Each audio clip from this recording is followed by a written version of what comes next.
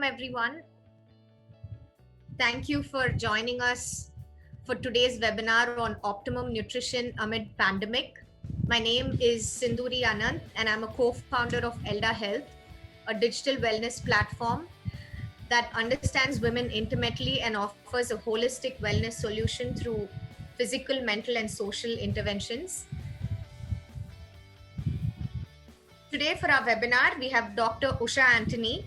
Usha Antony is a senior nutritionist and currently serving in the capacity of a professor at the Center of Food and Technology, Department of Biotechnology, Anna University, with a double master's in food and nutrition, followed by a PhD in chemistry from IIT Madras.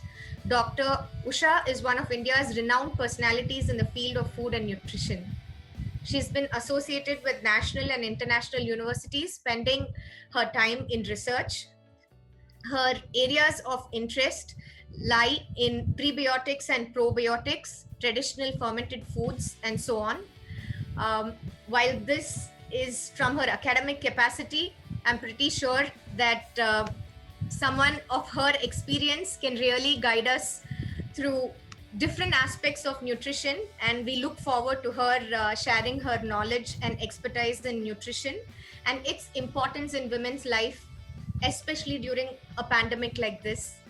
Dr. Usha will be walking us through a presentation followed by a Q&A session where we could ask her questions you might have. Now, with further ado, I let Dr. Usha introduce herself and drive today's session. Thank you, women, for participating again. Dr. Usha, over to you. Thank you very much, Sindhuri. Good evening to everybody present at this meeting. I'm very, very happy to be a part of this, this initiative which you've taken, and I congratulate the team and all those members who are assisting you in this whole process of getting in touch with women. Because I think women's issues, as we all know, need to be addressed, and people need to understand how we can, solve even small or large problems, whatever they may be. And so today, what I've done is I've put together a small presentation, which is rather a broad one. It's not highly specific because when the specific questions are asked, as you know, nutrition itself, like any other subject, is very vast. And because our knowledge and our ability to hold reality at one point is so small, we need to bifurcate and specialize. And therefore, today I'm just going to take a broader view of this whole problem of optimum nutrition. Then later on, if we want, we can have more sessions, or during the question answer session, people are free to, ask questions. And of course, my thanks to you for inviting me over to be a part of this initiative. I'm very happy, and I feel, I feel sad that I'm not able to attend many of these programs. I'm not been able to attend even a single one, in spite of the fact that such nice programs you're putting together. But I guess many people are benefiting from the feedback from what I see in the group. So I'm happy to be here. So giving a short introduction and seeing where we are at present and what are the current practices and how and why we need to go ahead and what else can be done. As I said, I've given a more broader view, then we can go into specifics as needed. Now, we know that optimum nutrition is based on scientific evidence, and the purpose is to promote and maintain health and well-being, basically to reduce the risk of diseases and facilitate the management of diseases among both individuals and communities. And therefore, sometimes we have to use different approaches. If we look at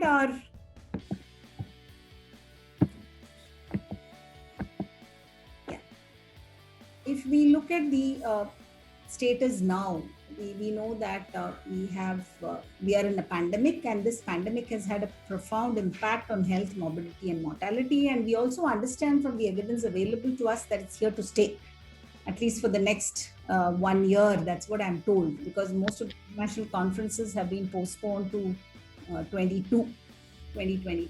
And it has affected us at the personal level and family level, work, society, across nations. And we find that both food and nutrition security are very fundamental because it's affecting every individual who exists. So we need to go and look at what are the determinants of health, because the ability to be able to face this pandemic and to be able to maintain good health depends on a number of factors. And the key determinants of health, of course, one is a major one is the genetic makeup, over which most often we don't have much control at all. You have several environmental factors, and among them you have the physical, the biological, the emotional, socio-cultural, and then the wider socio-economic trade and markets. All of this has an impact on our health. Now, today I'm going to focus largely only on the biological one, mainly the diet and the microbes. Because from the evidence available to us till date, it shows that these two matter a lot. So I've sort of put together a small equation. Yeah. So essentially, health, if we want health, we have to pay attention to the air, water, food, and hygiene, as well as the physical activity. This includes both physical as well as mental and emotional health. If we pay attention to all of this, automatically, that's what happens. And I think that's what your platform is trying to do, your group is trying to do. So we'll proceed from there and focus only on the diet aspect. So the link between food availability and consumption lifestyles to health and life expectancy and specific disease patterns is very, very well documented over the last some 100 years and more recently 50 years. And there's a lot of, from across the world, you have studies which shows that diet is a key determinant of health. So this fundamental aspect is understood, and even if you look at our own traditional systems, whether it's Chinese medicine or Indian medicine, you find that diet has been given a very important role. And we'll come to further things, further what it is. Now, why does diet matter? Why does diet and fitness matter? Because both diet and exercise or physical activity, they have a strong influence or they impact our body composition, or the microbes in the gut, as well as and ultimately the performance, whether it's a mental performance, physical performance or emotional performance. These are important because they influence each other. Now, essentially, food becomes us. It's a biotransformation. I'm sure all of you would have studied this at some point. Our body is able to transform whatever we consume into our physical self. And of course, if you look at the metaphysics, we are supposed to be energy, matter in the form of energy, and energy in the form of matter. Now, when we come to the diet itself, when we talk about nutrition, nutrition doesn't come in terms of nutrients, although as nutritionists we say X nutrient, Y nutrient, macro, micro, all kinds of classification we have. But ultimately, food is what we eat. Food is what people understand. So if I'm to talk, or if any nutritionist is to talk to anybody else, then we need to understand it in terms of food, not in terms of nutrients, because that becomes highly technical. So food essentially has important functions or important roles to play in our human life. One, of course, is that it's the vehicle for nutrients in order to fulfill all the metabolic processes in our body. It has very important sensory and organoleptic properties, and that is why taste matters so much. And that is why food can be addictive, like any other substance, much of which is abused. And most often, abuse with food is never considered an addiction. That's the unfortunate thing, but it is. And then it is a socio-cultural symbol. We all know how we enjoy food in the company of our friends, family, get-togethers, festivals, etc., etc. But today, what we understand is that food is beyond this. Food has additional functionality, and that to some extent we need to focus on those aspects. Now, just to clarify the technical terms, nutrition is the science which deals with the process by which the body utilizes the food for energy, growth, and maintenance of health. And nutrients are chemical substances which are present in the food, which nourish us in terms of the carbohydrates, proteins, fat, vitamins, and minerals. But today we understand that it's not just the nutrients, but it's also other components in the diet. And the important aspect for us to remember is that all nutrients are required all through life. The day the baby is conceived and is a zygote, from that point onwards to the point of our death, all of us need nutrients. The nutrients, however, are needed in different proportions based on the life cycle, our genetic makeup, our physiological status, as well as our lifestyle. So these will circumscribe or limit the extent to which we need our nutrients. Now, other than nutrients, the other term which is used for the non-nutrient components of the food is the bioactive components. They're called bioactives because they don't really fulfill the technical definition of nutrients. When we say food or nutrient, three important functions we talk about: energy, bodybuilding, and regulation. So bioactive components don't supply us energy. Most often they are not involved in bodybuilding, but they are important in regulation, and they play an important role in preventing disease and in managing disease. Okay, so this is what is to be realized by everybody. And the nutrient requirements of any specific individual is dependent upon the person's age, upon his or her gender, the activity level, the climate, the health, and the state of nutrition. So supposing I'm not well, I have a fever, then what do I do? So all these aspects need to be taken into consideration. So when we are looking at a single individual, okay, then it becomes what we call personalized nutrition. And today we have the term precision nutrition being used so much in vogue, which I will dwell upon later. Now, essentially, when we are talking about any nutritional status of any individual, then basically the food, if the nutrients have to reach our system, we said food is transformed into us. So what does this require? First of all, food has to be eaten. If you refuse to eat, then obviously then nothing can be done. No, that person cannot be helped. If the person is not in a position to eat voluntarily, or if the person refuses to eat voluntarily, then nothing can be done. For example, a person who fasts, then it's not enough if food is consumed, it has to be digested, which means our digestive system, which is a complex system, must work healthily. And of course, if these two happen, then the nutrients can be absorbed and metabolized. Now, this food consumption, the eating of the food is determined by a number of factors. Digestion of food is also determined by a number of factors, and many of the traditional systems of medicine and health look at this digestion process. For example, if you take Ayurveda places a lot of importance on digestion. That is why we have something called Patya. Okay, so you're taking the medicine.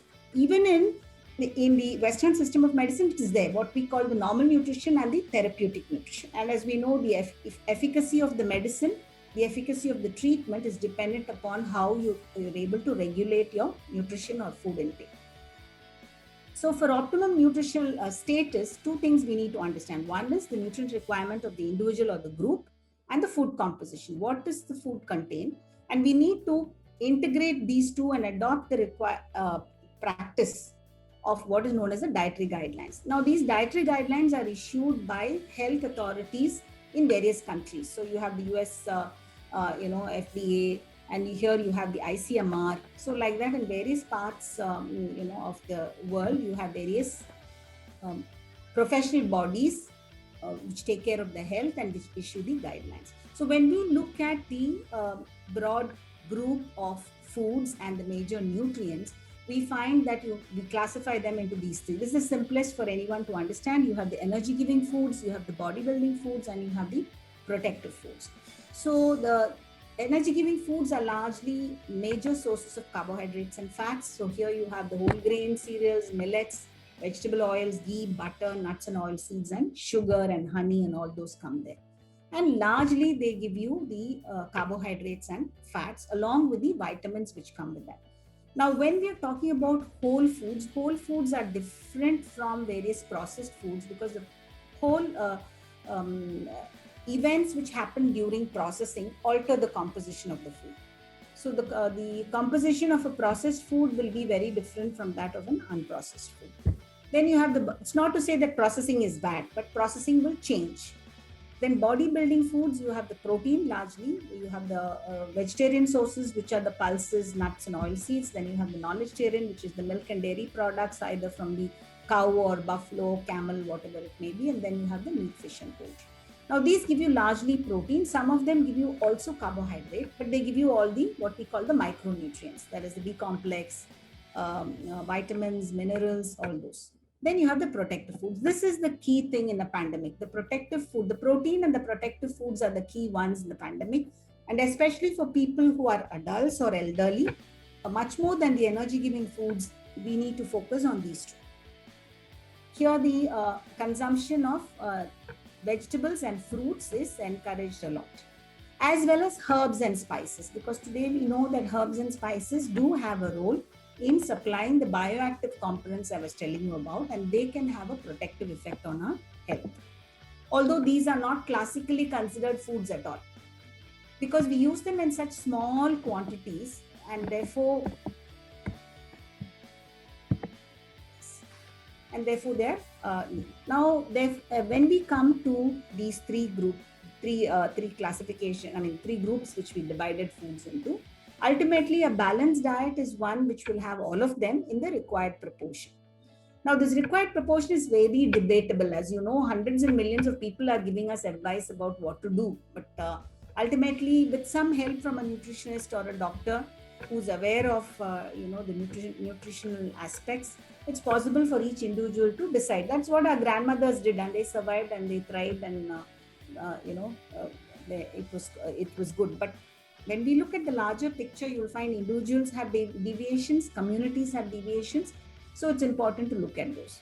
So essentially, carbohydrates should constitute 50 to 60% of the diet, and most of it should be coming from complex carbohydrates. Of 10 to 15% of this, when they say percent, it means total energy. So if I'm eating a 2000 kilocalorie diet, then I can calculate how many grams of carbohydrates, how many grams of proteins, and how many grams of fats. But this is not really needed for a layperson. A layperson just needs to look at his or her plate and then see whether, so that's the thumb rule. So if we can guide people to make choices, healthier choices, then it's easier. So you have minerals, vitamins, water. Water is often forgotten. Water is such a significant part of our of a healthy diet, and most often this is forgotten. Now with summer, it's really important that we replenish or make sure that we are adequately hydrated. Then the phytochemicals, what I was talking about, also called bioactives. Bioactives, when they come from the plant sources, are called phytochemicals. Now these include green tea catechins, black tea catechins, grape seed oil, curcumin, then allium from garlic, onion, all these things. So you have these active principles, or from pepper you have eugenol and so many things. So from mint you have. So these are phytochemicals. They are specific components present in herbs and spices which help our system either in preventing disease or in managing the disease. Yeah, this is what. So any of you who's interested in any basic information about nutrition, please go to the ICMR National Institute of Nutrition. The website is there. You just go to Google, NIN.org will come. So many of their pamphlets and things are available for free, or you can buy them. Okay. So that is available and you can get. So this is what they've come up with. Earlier, it used to be what was called the pyramid, food pyramid, following what the US was doing. Now we have this plate. If you go to the Far Eastern countries, they have a basket or a tray or something like that. So essentially, this is to just give help anybody to choose their food for the day. Here it shows, this is for the adults. More than almost 50% of our diet should be fruits and vegetables. Then of the remaining 50, then about 60% can be cereals and other nutri-cereals or millets. Then next comes the pulses, eggs and flesh foods, nuts and oil seeds, and fats and oils should be the least. And then of course milk and curd is also there along with the protein foods. So this is the basic guideline, and then from this you can customize. This is the link. There's a video show. I'll not use that now because that will take so much of our time. But if you go to the NIN website, you can have a look at it, and it's in Telugu. That's the only thing. I don't know if they have an English version. Dr. Hemalata, who's now the director of NIN, she has, this was immediately after they also have something for the pandemic. So these things you can look at by going to the website. So now looking at the larger picture, when we are talking about food and optimum nutrition, food means both. If it has to be optimum, then it should be both the quantity and quality. So which means for a particular person's requirement, that person should have enough of food. That means the meal frequency also you have to take into consideration. Not skipping meals is a key thing there. So adequate food intake means proper distribution of the meals, and at each meal adequate quantity. This is important. Then what we call the nutrient density and safety of the food. When we say nutrient density, it means for every gram of the food, how much of micronutrients am I getting? So, for example, a simple thing which we do is if you take any snack, you take a traditional snack versus any of that kurkure, and you do a small exercise, you'll find per gram of the food, you get less micronutrients. Both are fried. Okay, so that way both are really not very healthy. But the traditional snack per gram will have more nutrients compared to the other type of food, unless it's been enriched or altered in some other way by its processing. So nutrient density means for every calorie we consume, for every gram we consume, we should get more of minerals and vitamins. So that way, even for children, this is important, and for elderly, it's important for two reasons. Children, because they have a small stomach, they cannot be given large quantities of food. For the very elderly, also, this is important because of either dentures or lack of appetite or slowing down of metabolism. The small quantity which they consume should be enriched with nutrients, so that they are consuming enough of as per their requirement. Safety is very important. I don't need to emphasize that at all, especially at the time of the pandemic. I think all of us are adequately aware of that. And especially when we eat from outside or sourcing food from outside, we have to make sure that the food is really safe.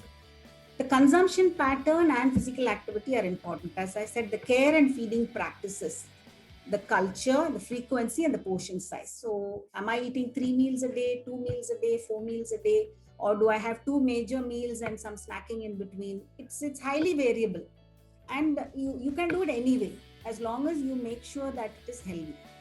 Okay, and then the portion size obviously will vary depending upon the number of meals which we are consuming.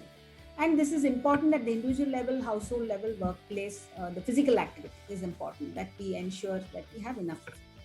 Hygiene needs to be overemphasized in our country simply because that is not maintained well.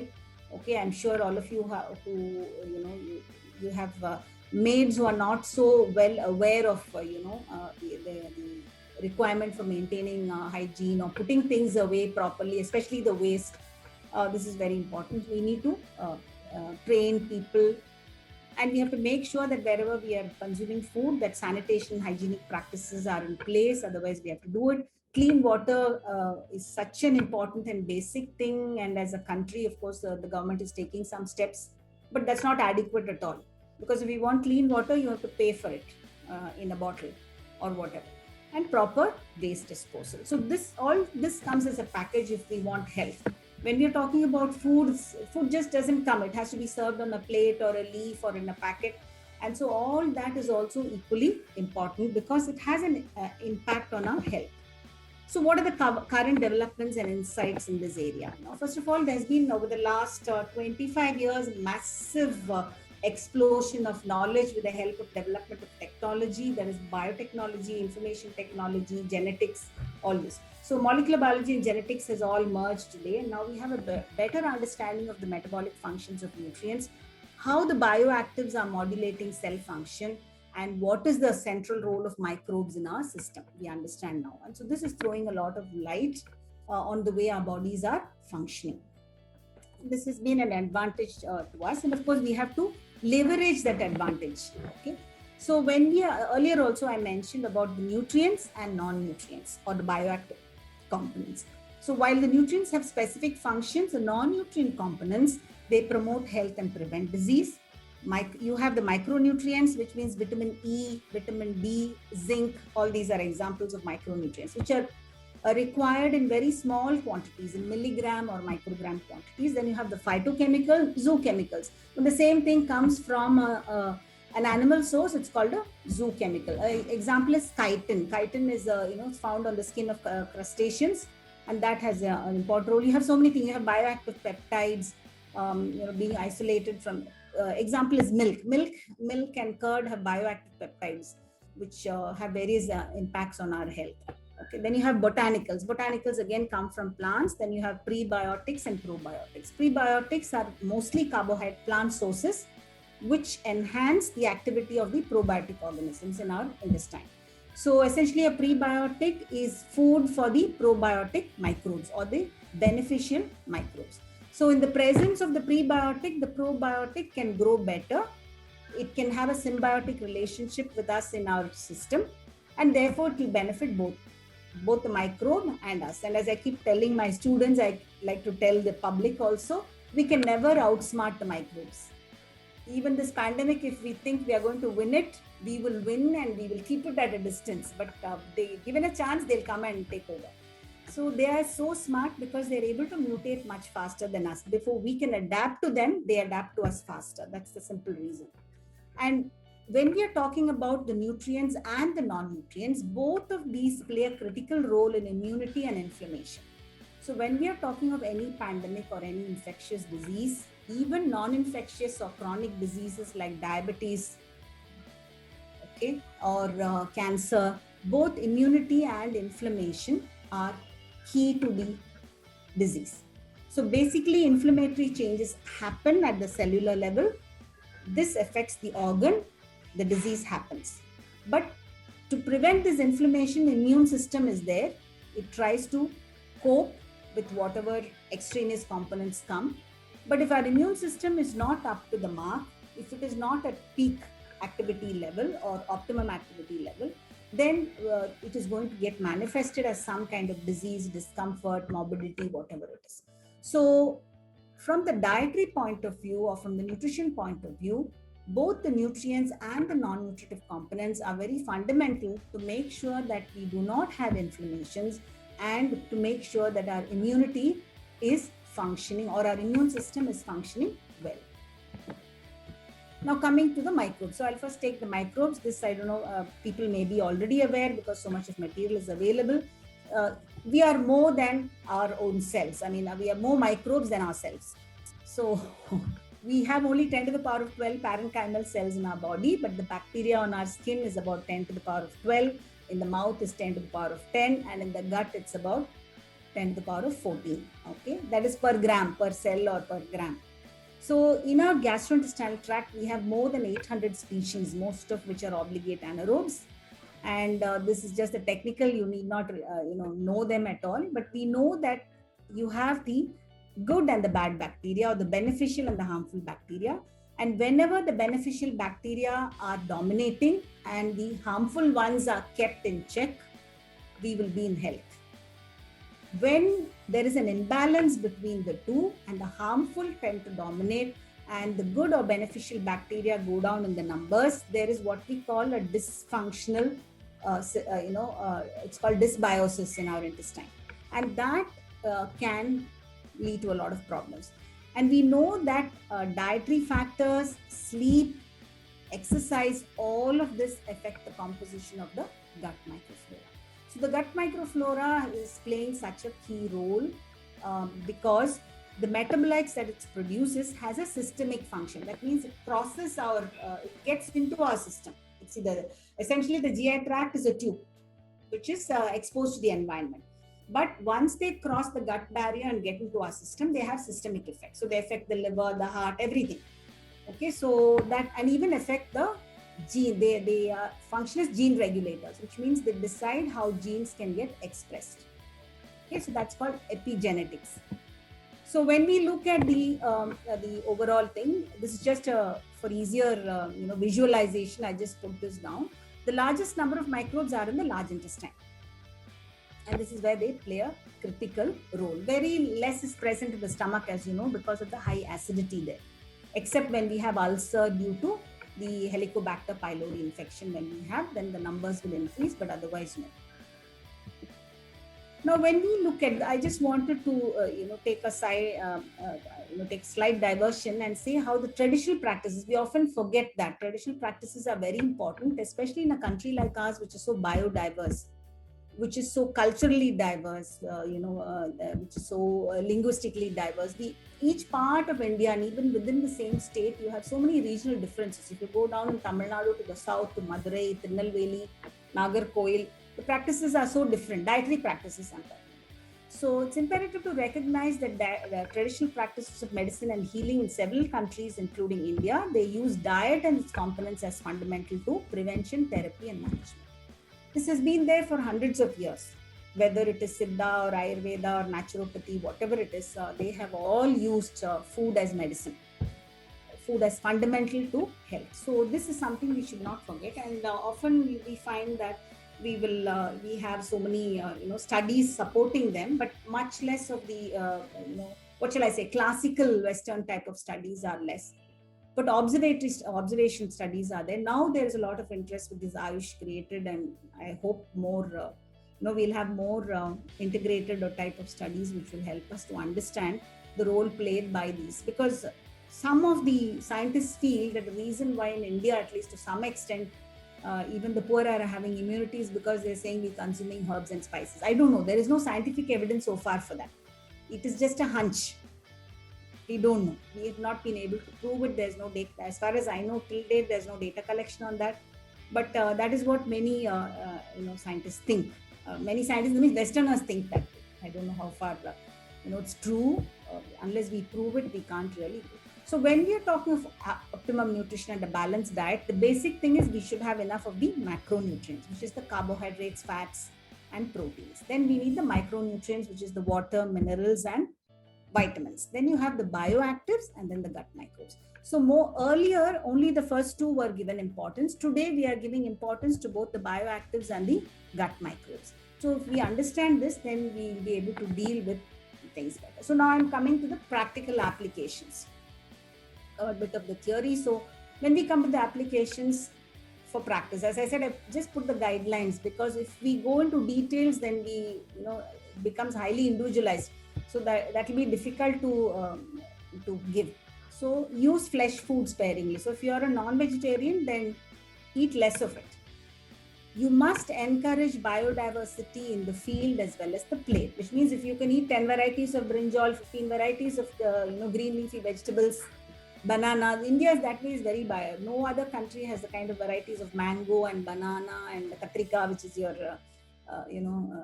brinjal. Nobody else has that. So we should have that biodiversity, and we should. Why? The reason is because the bioactives vary in that. The composition varies based on the variety. It's like rice varieties or wheat varieties, millet varieties, whatever. The more variety you're able to eat, the better. And try to eat 20 to 30 species per week.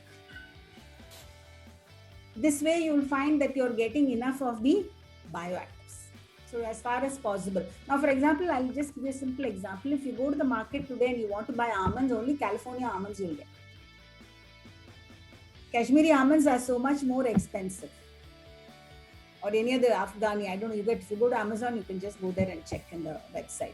So the varieties are decreasing because of the large scale cultivation and the various practices which are not there. Small scale farming is difficult, marketing. You have so many reasons for that. That's a different story altogether. But the number of species we are eating today, what our grandmothers ate, what our grandmothers ate, we do not have that today.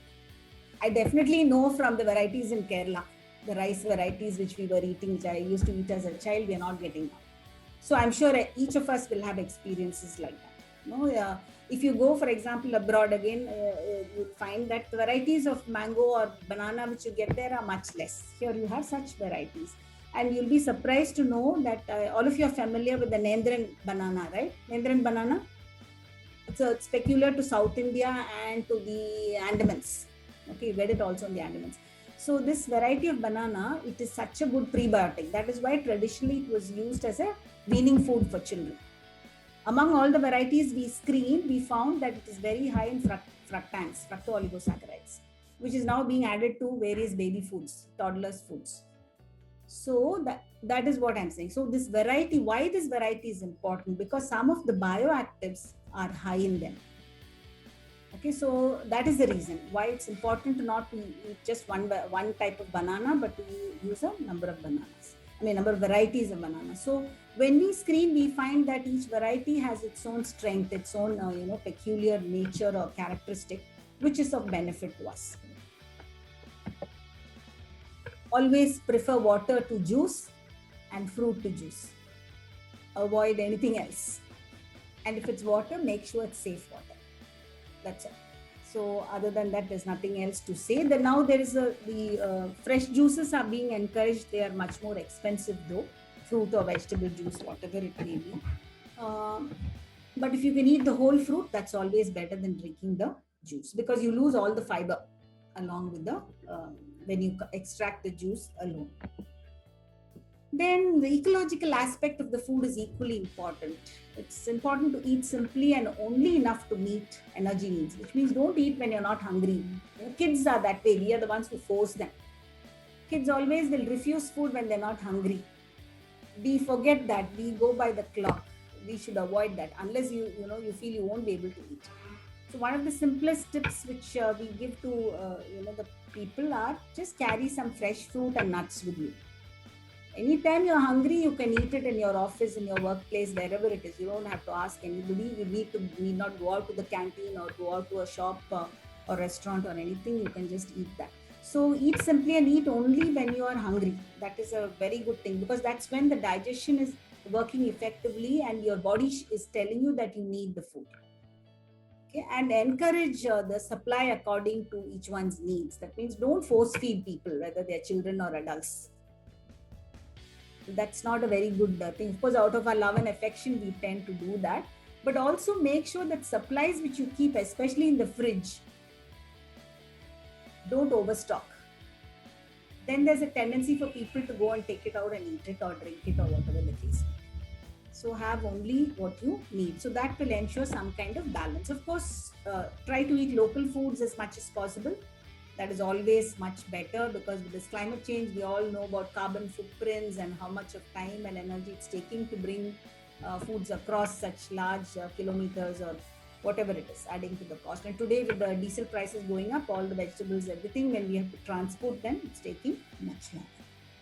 So this is another aspect which often we forget when we practice or when we do purchases. So when we're talking about the COVID pandemic, so what is this influence and how are we going to look at it and how are we going to see how we can move forward? We know that there's been loss of lives, disruption of livelihoods, and the well-being throughout the world has been affected, both at the physical as well as mental aspects. And what has happened is we understand that there's a need to establish and strengthen health systems and public health policies. So this, being an academic, I don't want to miss out on this. Most often at the individual level, we forget this. We forget this. We want to practice. That's a very good thing. You want to keep your health, your family's health, everything. But we need to be sensitive to what is happening outside also and make sure that choices are made that way. Studies, this global nutrition report, again, you can go to the website. There's a global nutrition report which has been brought out in July 2020. Okay, that's really alarming. When you look at it, you'll feel very depressed. But the key thing which I want to just highlight from the WHO report is that there's been, there has been an advancement between 2000 and 2016, but it's been influenced by income. So higher income people are able to manage, but lower income people are not being able to manage. And it's more, we know that the NCD stands for non-communicable diseases. And these non-communicable diseases like hypertension, diabetes, such people, we know what we call the comorbidities today. People are more susceptible, and there's a lot of data to show that they have a higher risk of death.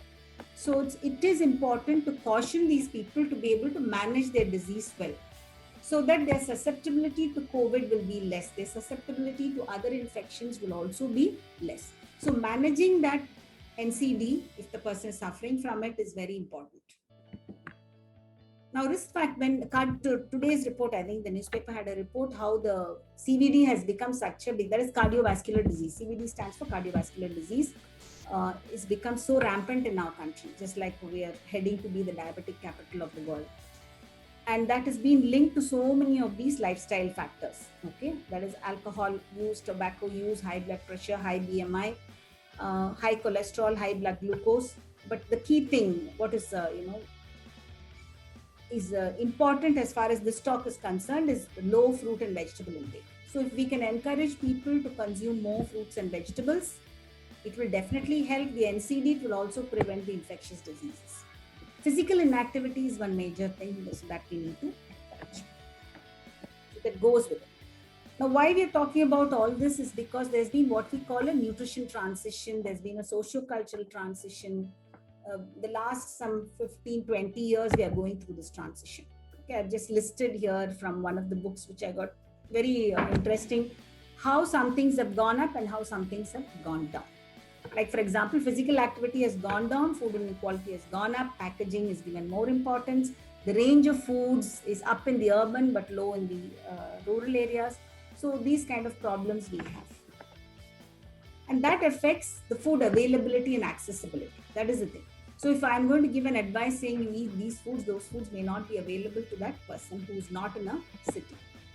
If you look at the projections for India, this again is quite alarming. Okay, because of the large burden of the NCD, steady increase in the age population, the increasing life expectancy is a good thing, but the quality of life, if we can give them, that is good. Added burden of disease.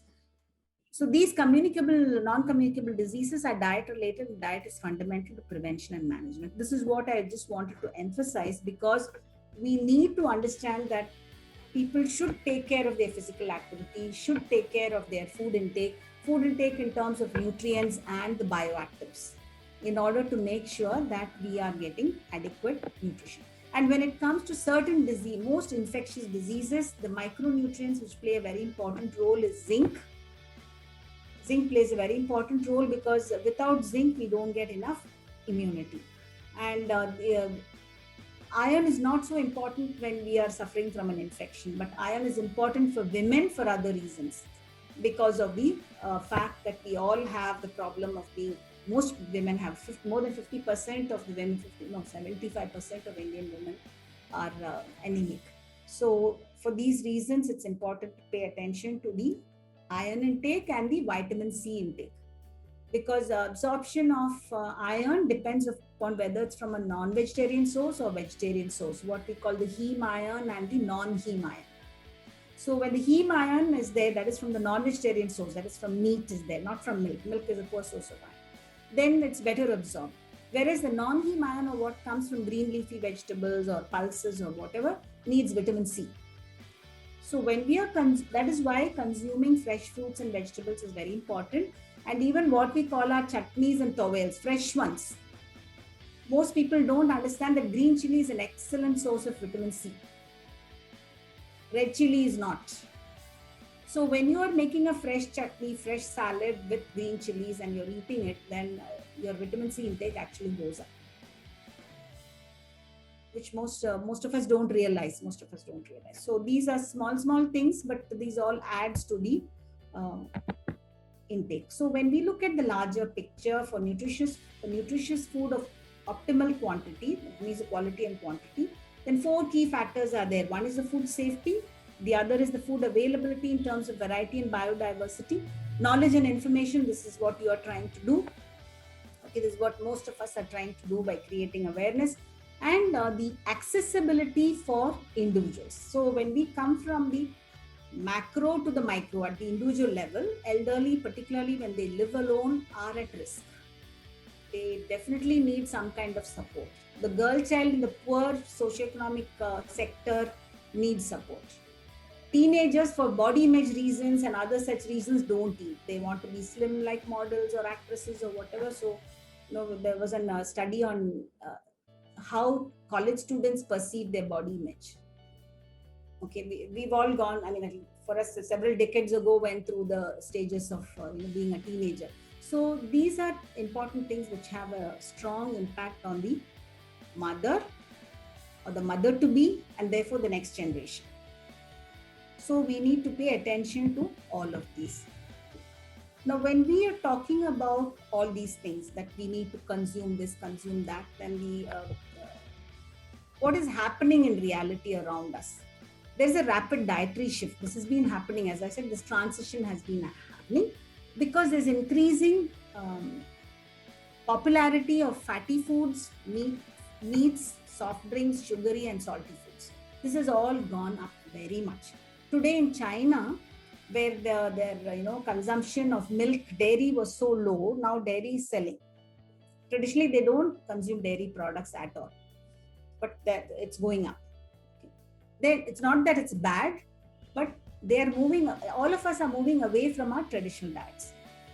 In that case, we need to be a little more sensitive to make sure that these new foods which we are eating are really helping us maintain our nutrition. Decline in indigenous foods. Healthy snacks are being replaced, beverages are being replaced, fresh fruits are being replaced. And this is largely because of the urbanization, globalization, supermarketization, and the media-based food culture, which we tend to forget. I'm sure Dr. Shobha can throw light on this, the psychological aspects of food choice. So we go to a supermarket. When I was a child, there was no supermarket. You made a list, your mother gave you a list, you went to the shop and you bought it. Okay. Now today, that's not the thing. You walk in with your kid and then they want this, you want this, your husband wants something else. If there's somebody, friends are there, they want something else. So you end up buying things which you really don't need. Okay? And then the media-based food culture. So much of hype is created about certain types of foods, and sometimes, and many a time, the advertisement doesn't reveal the full truth. Advertisement doesn't reveal the full truth. Simple example I will give again is of your sunflower seed and safflower seed oil. Okay, sunflower seeds and safflower seed oil are excellent because they have high content of PUFA. They tend to lower your cholesterol, but they have a disproportionately high amount of what is known as omega-6 fats, as opposed to omega-3 fats. So when there is an imbalance between omega-6 and omega, sunflower seed and safflower seed is not our traditional oil. Groundnut, sesame seeds, mustard, and coconuts. This is what various parts of India, different proportions are used, or different. There's more weightage to one and less to the other. These are the traditional oils. These are better balanced with respect to omega-6. Whereas safflower and sunflower are disproportionately high in omega-6. So because of this omega-6 is pro-inflammatory, omega-3 is anti-inflammatory. So when there is an imbalance, there's more problem when there is this imbalance. It's not that safflower seed is bad, seed oil is bad, or sunflower seed oil is bad. It's just that when you're taking too much of it without adequate amounts of the omega-3, then your system tends to go into pro-inflammatory mode. Okay, so it sounds very complex, but the thing is, most often it is good to stay with certain traditions. And when you're moving away from traditions, we have to make sure that what we are consuming is quite okay or is healthy. So nutrition research is needed because it has a profound impact. And then, of course, multidisciplinary approach is what I was telling you about.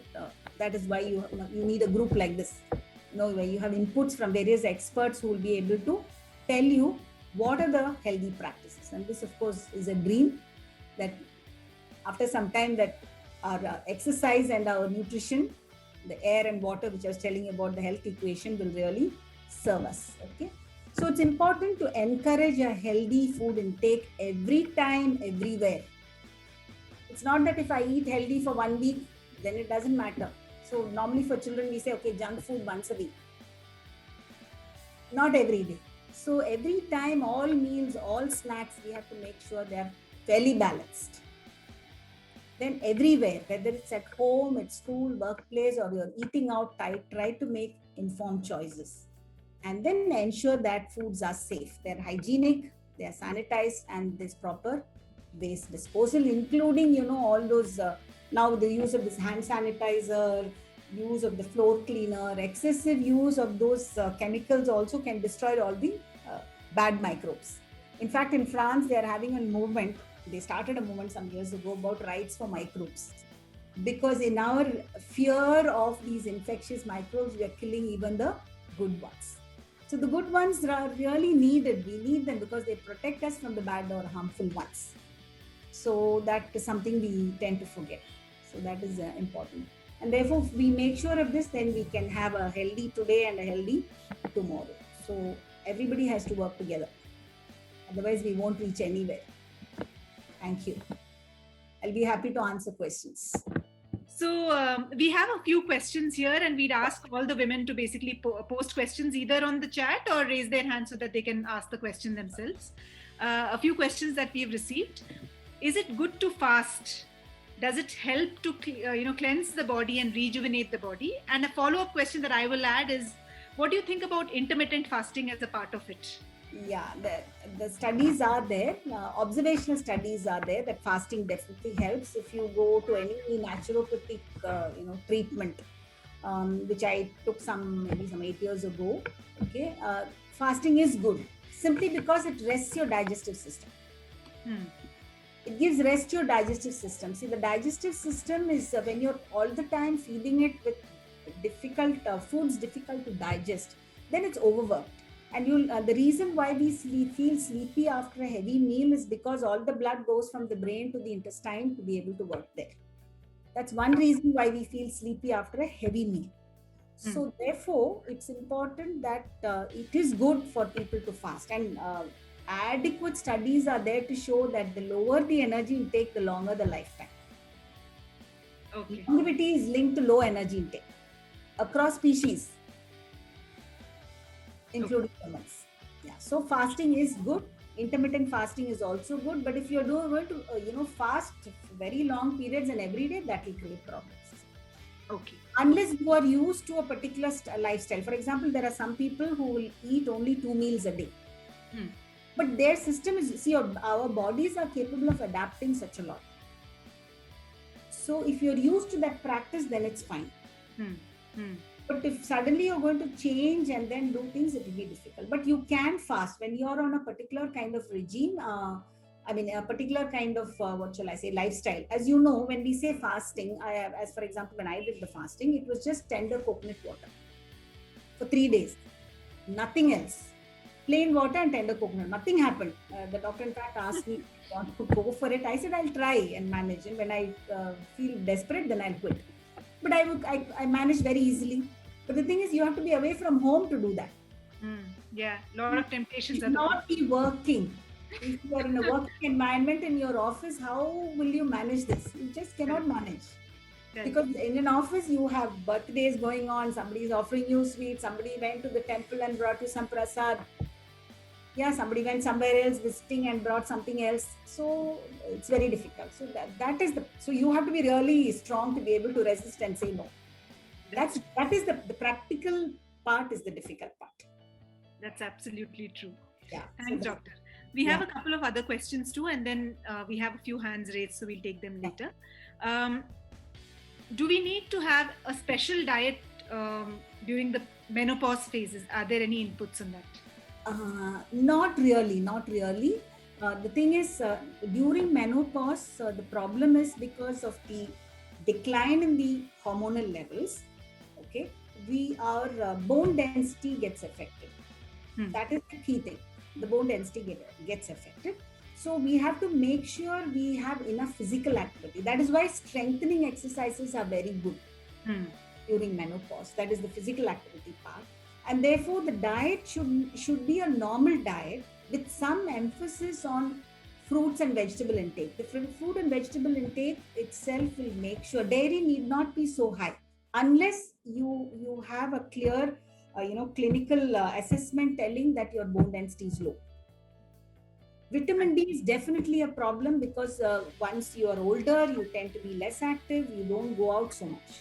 So if you can go out and spend time outdoors, especially in the lighter, not so heavy sunlight during the noon, but at least morning. What is recommended is about half an hour at least in sunlight, morning and evening. So the walk, if you can take in sunlight, that is very good. Otherwise, some kind of gardening or even exercising in your terrace. So those are important. You don't need any special diet unless you have some food intolerances. Otherwise, normal diet is quite enough. As I said, the important thing is to know whether you're at risk. For that, you need a clinical assessment. Otherwise, really nothing is important. And even when during premenstrual syndrome and all that, studies are there to show that if your intake of micronutrients is high, problems which many teenagers and youngsters face can also be minimized if you take enough of fruits and vegetables. Understood. Yeah. Got it. Thanks. I hope it answers the question. Meghna, do you want to unmute yourself and ask your question? Good evening, and thank you so much. I really appreciate the whole session. I'm sure it was useful for all of us. So thank you guys for organizing it. It was really lovely. My question was actually when we were talking about the omega-6. Basically the fact that sunflower and safflower seed oils do have a higher concentration. So I'm sorry, but I kind of skipped the part where you mentioned which ones will have a better, more balanced concentration. Would you mind just for me? Yeah, no problem. In fact, that's why I said you should go to the NIN website where you get the composition of the basic oils which we are consuming. See, all oils, when we are looking at any fat in our diet, whether it's coming from an oil source or from any food, it has saturated fat, monounsaturated fat, and polyunsaturated fat.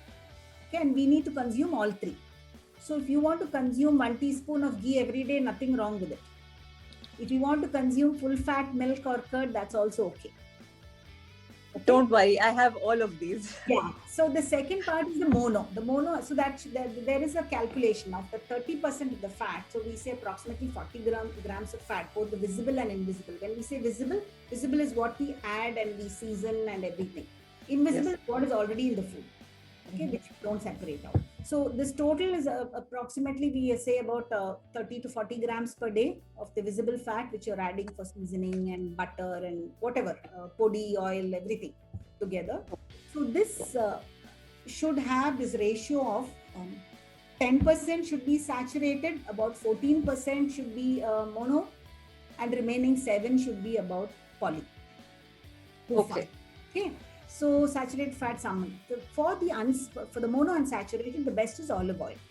But we know that olive oil is expensive, okay, and it's not a traditional oil. It doesn't matter if you can afford to use it, fine. But it's not suitable for our Indian cooking. That's also a problem because you can't raise it to very high temperature. Heat, yes. Yes. So the thing is, groundnut oil and mustard oil are very good if you don't mind the flavor. Because the monos come from there. In fact, even palm oil has a fairly good amount. It's a much maligned oil, palm olive. Yes, it is. But is it more balanced in terms of the omega-6 content as well? Omega-3 doesn't have. It has slightly higher of saturated. So that's the reason why no single oil actually you should use. You should use different oils for different purposes. So for frying, you can use one type of oil. Okay. Seasoning, you can use another type of oil. For any of those, salad dressings, you use some other type of oil. So then you're nicely balanced. Okay, that's among all our traditional oils, the best is mustard actually. Oh, that's good. My mom will be very happy after this call because that's what she loves using. And she's been telling us for 20 years, this is the best one. So now I will tell her, well, you got some backup with you. The second part of my question, sorry. Omega-6 and omega-3, the balance should be there. Yes. So the second half of my question was that if we're not getting enough omega-3 to balance this out from the diet, how do we supplement? What should be the, let's say, an optimal supplementation regime for omega-3s? For omega-3, if you're a vegetarian, then flaxseed, urad dal, rajma, all these contain omega-3. Mustard base, if you're in any of your spreads you want to make with mustard, those are very good. Mustard has higher omega-3. Then if you want a supplement, you don't want fish oil, then you go for the, what today you have the microalgae. From microalgae, they're extracting omega-3 and they're giving us. So that's a vegetarian source. So those supplements are available. But it's ideal not to use supplements. I mean, that's my personal view. Only when it's... Yes, I think it's quite amazing that, like, I didn't know that rajma and mustard as well have it. That's quite good information for me to gain from this. Thank you. And have more of that frequently. Okay, fair enough. And ground mustard preparation, so many are there in the Bengali cuisine and other cuisines also. That's why one reason all are, in spite of the fact we use coconut and other things, for all pickles we use mustard. That's what my grandmother used to do. Yes. Mustard oil for the pickles. True, yeah. So you got it. Perfect. You've answered my question. Thank you so much. That's great. So, ma'am, we had this question about the website that will help us with any informational websites that help us with positive and negatives of different food and oils. I'm assuming nin.org is one of the places. One of them, and then there is something called the Food Navigator. Actually, it's in UK based, but you can access it. Foodnavigator.com. Okay. That gives you all the studies and updates and everything. Then also the websites of food safety agencies. You go to the FSSAI, that is the Food Safety and Standards Authority of India. Okay. That also is an accessible website. They have a lot of material which you can share with people. And then there is the EFSA, that is the European Food Safety Authority website. So you mentioned FSSAI. FSSAI, Food Safety. Okay. Yeah, Food Safety and Standards Authority of India. Okay. They are all accessible. They're very good. You'll be able to get a lot of. Sure. Thank you. There's another question on whether fasting is good for diabetics and thyroid patients. No. No, because the key thing in the management of diabetes is what we call euglycemia, or maintaining your glucose levels as close to the normal levels as possible.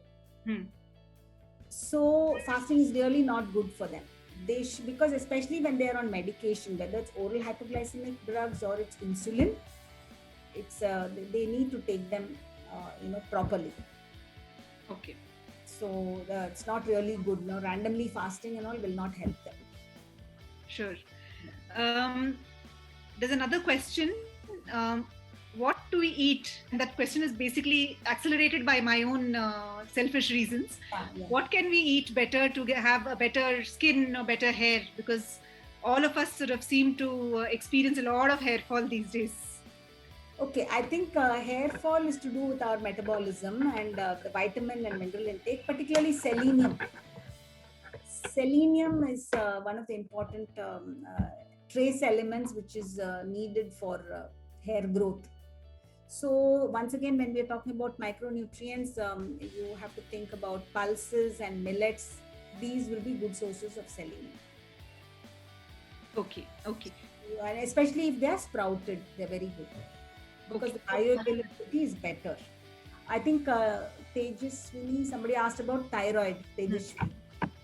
So the thing is, for thyroid patients also, fasting is not okay, provided they are not on what shall I say, certain medications. If they're not on medication, it's very mild, then it's fine. But otherwise, if in some cases they have to be monitored. Even the dosage of the medicine is sort of monitored and given. Every 3 months they have to go for a checkup and they have to see how it is. So in such individuals, then fasting really will not be there. But if it's very mild and if you're just on tablets and you've been taking that regularly, then you can fast. Just one last question. We typically advise not to have too many carbohydrates at the end of the day for dinner. What is your advice on that? It is very true. It's very true. There is a metabolic reason. See, your body is geared towards resting towards the end of the day. Now, because of the socio-cultural situation, we are not actually, we don't shut off lights at 6 o'clock in the evening. Nature shuts off. So if you look at animals, birds, all of them go and rest. They don't do anything. They just rest. And so they are fasting that entire period. We don't do that. When we stay up and our brain is active, then you naturally feel hungry. So the key is you eat whatever carbs before 7 o'clock in the evening. Okay, especially your rice, all those things. Whatever you want. Then later into the night, if you're hungry, then you take buttermilk, lassi. Not excessive amount. Sweet lassi, don't put too much of sugar in it, mild. Any fruits you eat, then it's fine. Got it. Yeah. So avoid any heavy kind of a meal after 7 p.m. In fact, there are so many, I know so many individuals who lost weight beautifully by just skipping cereal in the evening. In fact, my husband maintains his weight like that. Over the last 10 years, he's maintained his weight. He'll eat all the vegetables, fish, meat, whatever. Buttermilk, everything you have except the chapati or rice. Nice. So instead replace with fruits and vegetables. So that really helps. True. And naturopathy actually gives you that. That's how we started this. I don't follow it. I take some cereal. But more of fruits and less of cereal. Sure. Helps. So, Doctor, we have a number of questions now. What is the importance of millets in general? There is a lot of information out there, but is there any positive, negative in terms of consuming millets? The negative is less, positive is more. Positive is the fact that because they are so small in size, the ratio of the what we call the seed coat is higher. Seed coat is what has all the nutrients, the bran. Okay, the carbohydrate is only the inner part, the kernel. Okay, like you have the polished rice, you see the white thing, but actually if you take harvested rice and the paddy is converted to rice, it will have some some coloring on it, which is the brown or the red or whatever, depending on the variety. So in the case of millet, especially pearl millet and ragi, which is your finger millet, it's very difficult to separate out the seed coat. So we are powdering it together, or we are soaking it, and then we are making it into malt, and then we are consuming it. So it is very healthy because it has more complex carbohydrate, it has more phytochemicals, and it has more micronutrients. So all this iron and zinc and everything we are talking about is present more in millets compared to polished rice, compared to wheat. The negative part is if you're not used to, then the way in which you prepare is important. If you malt it and grind it and consume it, or you ferment it and consume it, or make it into that mudde. So many traditional methods are there. In Maharashtra, they make into rotis, okay, or bakri, those kind of things. Otherwise, you have to, if the negative part is if you're not used to them, then they will, what they will do is they will create an upset stomach. But that's only for a short while. So what you should do is, if you're not used to having millets, you should start small quantities and then gradually go up. Then for certain food preparations, for example, your dosa, you take the regular, when you're making the regular batter, if you're making the regular batter, substitute. Up to 50% of the rice you can substitute with millet, especially with 2-3 types of them, that varagu, pani varagu, kudravali, those 3 you can put. The other method is make the batter, then from the batter you add something to it. Either the red cholam flour, or the ragi flour, or the kambu flour, pearl millet, that is bajra. You can add to that and then make your dosa. Understood. And they all help you regulate your blood sugar. So for diabetics, they're very good. Would it be the same for quinoa too? Quinoa, I don't know. I need to check out. Sure. I really don't know its composition that much. I only know it's high in protein, but how much of fiber it has, I'm not sure. Sure. And it's so expensive. I think so that way it's much easier to, and more, less accessible also, isn't it? I don't know. Whether it's being sold, because somebody brought it for me when they went to France. It's so expensive here. Some 800 rupees, 900 rupees a kilo. That's right. I don't think it's worth it. So per rupee you spend, you're not getting the same amount of nutrients. That's right. So there's a question that Sarada Devi is asking whether we can take milk at night. Milk at night, milk should be avoided as far as possible. Especially late into the night. But if you have, for children it's okay. For adults, if you have difficulty in sleeping, then milk helps because of the tryptophan. The milk and the banana they help actually. So milk helps, banana also helps. So milk, I would say it's highly individualistic. Some people have a liking for milk, so such people can take, but not so late into the night. Understood. Avoid anything half an hour before going to bed, anything. Just other than water, nothing else. Sure. Should one replace regular sugar with white sugar, or rather, should one replace regular sugar with any other form of sugar? Jaggery is fine. Gur or jaggery is fine. The brown sugar, etc., they are all kinds of claims on the label, but we really don't know. Okay. The palm sugar and coconut sugar are very good. From palm jaggery and from the coconut which comes, the palm sap, what we call panangalkanda. I don't know if people are familiar with that. That is good. But there's no need to replace. Basically, we have to cut down on sugar, whatever form it is. And jaggery is better than sugar. Sure. Yeah. Sure. Yeah, thank you so much. Ladies, if you don't have any further questions, I think, or if you do have, then please, write into Team Elda handle, and we will share the questions with Dr. Usha Antony and get her advice on this.